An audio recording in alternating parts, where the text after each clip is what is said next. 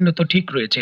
মানে যুক্তরাষ্ট্র যা চাইবে তা ঠিক আছে। তবে এর বাইরে যুক্তরাষ্ট্রকে প্রতিরোধ করার জন্য অন্য দেশ কোনো কিছু করলে সেটা আন্তর্জাতিক আইনে নেই, আন্তর্জাতিক আইনের লঙ্ঘন।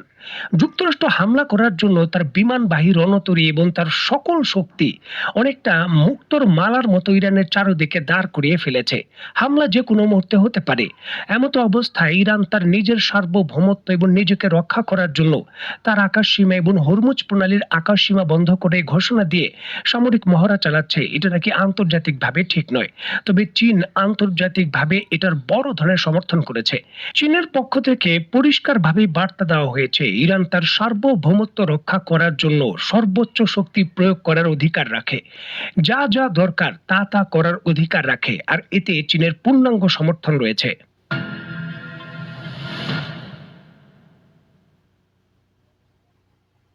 দেখুন, যুক্তরাষ্ট্র গত ৩০ বছরে বিশেষ করে ১৯৯০ সাল থেকে ২০২০ সাল এই সময়ের মধ্যে যা যা করেছে, বিশ্বব্যাপী যুক্তরাষ্ট্রই বিজয় হবে এবং যুক্তরাষ্ট্রই চূড়ান্ত হামলায় শক্তিশালীভাবে পারফরমেন্স দেখাবে, এটা কিন্তু প্রমাণিত ছিল। তবে বর্তমানে এমনটা নয়।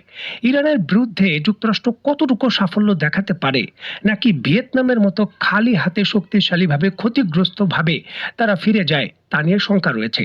আর এর প্রভাব কিন্তু পড়েছে সরাসরি শক্তিশালী ডলারের উপর। এবং ইরানের হামলার ঝুঁকি এবং যুক্তরাষ্ট্রের নেতৃত্বের উপর অনাস্থা, এই সকল কিছু ডলারের দরপতন করেছে। যে কোনো ধরনের কারেন্সির বিরুদ্ধে ডলারের ব্যাপক ধরনের দরপতন হয়েছে, যেটা গত ৪ বছরের মধ্যে সর্বনিম্নে। যেখানে ডোনাল্ড ট্রাম্প এই বিষয়টা আশঙ্কাজনক মনে না করলেও বিভিন্ন ধরনের অর্থনীতিবিদ এবং সামরিক বিশেষজ্ঞরা বলছেন যে হতে পারে এটাই যুক্তরাষ্ট্রের পতনের শুরু। দেখুন, যুক্তরাষ্ট্রের ডলারের প্রতি আস্থা এখন পৃথিবীর বিভিন্ন দেশ বা বিভিন্ন ধরনের ব্যবসায়ীরা রাখতে পারছেন না। তারা গোল্ডের মজুত করছেন, যার জন্য গোল্ডের দাম ইতিহাসের সর্বোচ্চ অবস্থায় চলে গেছে।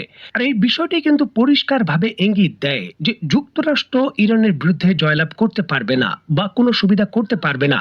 এটা এখন বিনিয়োগকারীরা এবং বিভিন্ন দেশ বিশ্বাস করে, যার জন্য ডলারের উপর থেকে তাদের বিনিয়োগ এবং তাদের যে বাধ্যবাধকতা সেটা সরিয়ে নিচ্ছেন এবং তারা দ্রুত গতিতে ডলার খরচ করে গোল্ড ক্রয় করছেন।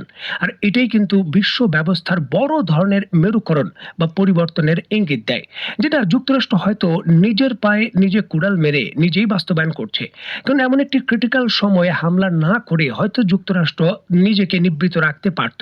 তবে পরিস্থিতি এতটা ক্রিটিক্যাল, যত দিন যাচ্ছে ইরান তত শক্তিশালী হচ্ছে এবং একটা সময় ইরানের বিরুদ্ধে লড়াই করা, একটি সুপার পাওয়ারের বিরুদ্ধে লড়াই করা এমন স্থিতিতেও চলে যেতে পারে। যার জন্য কিন্তু যুক্তরাষ্ট্র তড়ি ঘড়ি করে এই সিদ্ধান্ত নিচ্ছেন এবং এই প্রকল্প বাস্তবায়ন করছেন। দেখার বিষয় তার এই উচ্চবিলাসী প্রকল্প কতটুকু তারা সাকসেসফুল হয়।